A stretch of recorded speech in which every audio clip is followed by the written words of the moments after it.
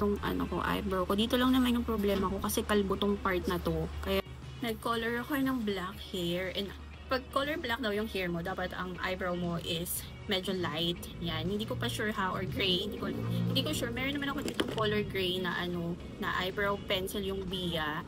Pero parang gusto ko lang itry itong Kimus na to. So, itatry ko kung maganda siya.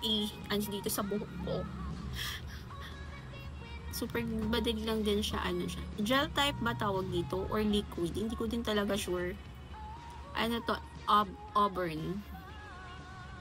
Auburn. Ayan. Itatry ko lang.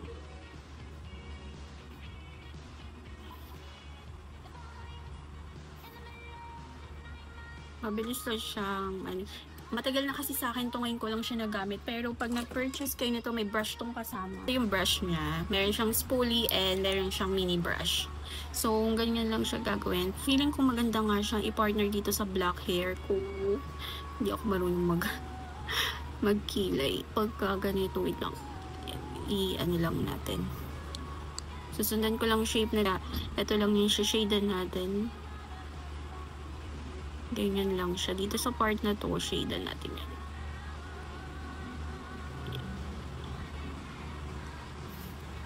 Hindi ko sure kung maganda kakalabasan. Ayan. Tapos dito, baka i-brush ko na lang siya dito sa part na to.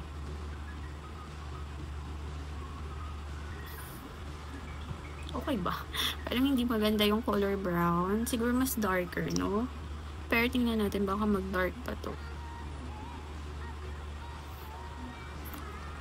I-spoolie ko na lang din dito.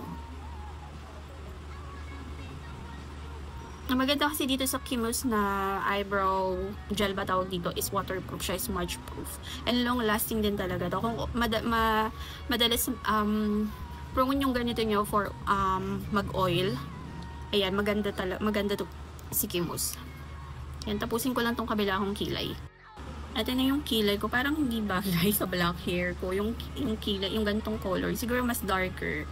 Try ko na lang siguro mas darker. Pero yan, okay na din to. Para hindi masyadong matapang yung itsura natin. Wala lang. Natuwa lang kasi ako sa hair ko. Tingnan nyo. Diba? Ang shiny ng buhok ko. Tapos color black talaga siya. Ayan. Sa mga curious kung ano yung ginamit ko dito sa buhok kong pangkulay, check na lang dito sa profile ko. Ayan. Super ganda.